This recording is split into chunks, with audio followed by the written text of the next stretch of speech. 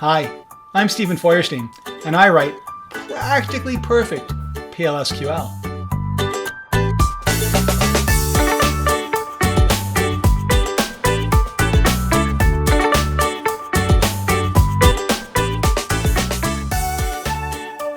So let's move on now to an even more interesting situation in terms of couples therapy.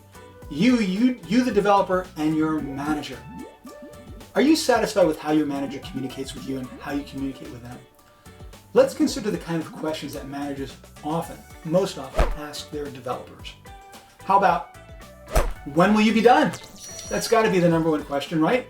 You said, I went to you yesterday and I said, Stephen, I need a program that does X, Y, and Z. How long is it going to take? And I look at the code, the requirements, and I think to myself, it won't take very long. I'll have it for you in a few hours. So my manager goes away, comes back in a few hours. Oh, sorry, it's going to take a little bit longer. I'll have it for you in the morning. 3 days later, of course, you're still working on it. You found a million things that were more complicated. You look bad in front of your manager. But mostly you got to be asking yourself, in terms of your manager, why does she even believe me when I give her an estimate? Have I ever given her an accurate estimate? Doesn't she know that whatever a developer says you got to double or triple? Well, you can blame her. But the bottom line is that they want to get stuff done fast.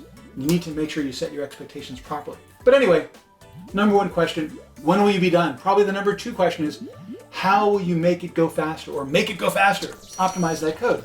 Also a very important thing to do. How about this? How maintainable is your code? Do you have any manager has ever asked you, how maintainable is your code? I think it's a pretty rare question to get from a manager, and it's puzzling. And this is the reason I think it's puzzling. So we developers are very much focused on the day-to-day accomplishments of writing code, testing code, moving it towards production. We should be concerned about maintenance, but in any case, our whole drive is around getting that code work done and put in place. Your manager, of course, has those same objectives, but in addition, they are more representing the company and protecting the assets of the company, and they know, they should know better than anybody else, that the work you're doing today is going to last for years. So they should really be paying a lot of attention to the maintainability of the code you write, and at least be asking about it, and at least be working with you to set up some checklist of what makes code maintainable and are you doing it. Okay, so they don't ask that very much. How about, how thoroughly have you tested your code? Or even better, have you tested your code? Think back. How many managers actually ask you, have you tested your code? I think a lot of managers don't ask, partly because, of course, they think you're a professional and they assume you do, but I think also partly for deniability. So think about it. They don't give you enough time to test. We know this, right? They don't give you the resources to test properly, and yet you're still supposed to get it all done in production. Goes into production, a day later, a minute later, the users are calling your manager saying, what's going on? This code is bad news. It's got all these bugs in it. Now, your manager is going to say, well, I don't know. I thought they were professionals. They should have tested their code. They need deniability, right? So they're not going to ask you, how thoroughly have you tested your code? Because then you might say, not very much at all. What are they supposed to do with that? How about, did you follow the coding standards? So a lot of organizations set standards, but what usually happens is that they're a big fat document, they're a piece of paper. And you read it maybe once, you put it in the drawer of your desk and never look at it again. It's not an active part of your development process. It's really critical, I think, to look for ways to activate your standards into the process. But at a minimum, somebody's got to ask, have you followed the standards? If your manager doesn't even care to check and doesn't have any way of knowing, then there's no way that those standards will ever be followed. So it's too bad that I think that's another question that doesn't get asked very often. Okay, how about this? I think the number one best question that a manager can ask you, how can I help you get your job done? If you've ever worked for a manager who asks you that question and asks it to you on a regular basis, you've got a great manager. Stick with that manager. Because when you think about it, you're doing the work. You're the frontline soldier doing the work out there. And your manager, really, they should be running resistance for you. I'm not even going to try any more metaphors. We'll just go straight forward on this one. They should be making sure that there are no roadblocks in your way from getting the job done. Do you have the right tools? Do you have the right working conditions? Are you working with the right people in the organization, et cetera, et cetera, et cetera? And they should be smoothing the path so that as you are implementing your code, you can just keep on going. Unfortunately, I don't think that's the way a lot of managers think about things. So I would say that, in fact, what a lot of managers think is that they're the boss. Well, obviously, there's an org chart. It's like a pyramid. It gets smaller and smaller at the top, and they're closer to the top than you are. So they're in charge, at least, of you. And sadly, let's face it, in some cases, pretense will be critical. You have to pretend that they're in charge, that they're the boss, that not only do they know what they're doing, but you got to listen to them. And just as you want to avoid direct conflicts with your DBAs in general, you want to avoid direct challenges to authority. So you can't go to your manager and say, why don't you ever ask me how I'm doing and how you can help? Well, that's just whining, right? That's not going to do you any good. Here's what I would suggest you do. Go out and buy a copy of Peopleware. It's a book that's been around for several decades. It's a classic in the field, and it talks about how if you want to write great software, software's written by people, you got to take care of your people. So for example, in a floor of cubicles and offices, the big office in the corner with access to lights and trees and fresh air and windows that actually open, that should be populated by the developers who have the most and hardest work to do. Managers, they don't need that. They don't need to be inspired by the outside world. They just need to be helping you. So they should be in the cubicle. You should be in the big office, right? Right?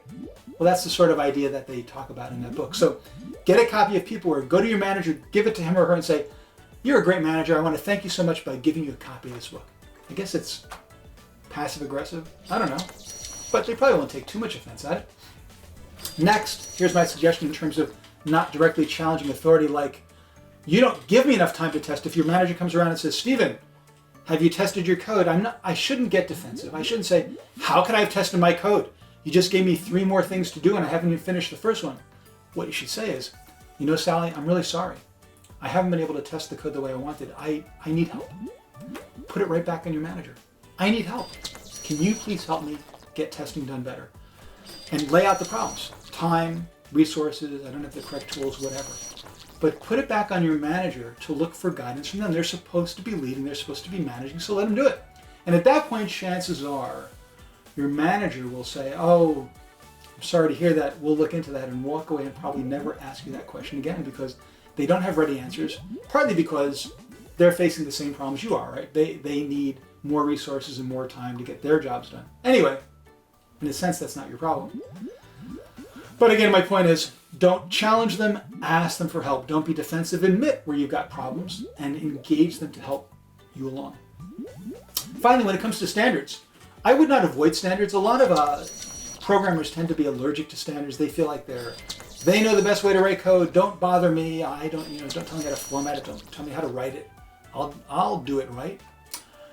But I think that's a bad idea. In general, I think that developers should seek standards.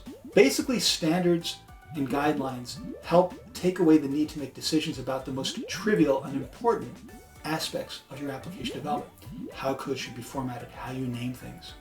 Rather than as you're writing code having to make all those decisions, how should I name this? What's the prefix I use or the suffix? You just go with the standard.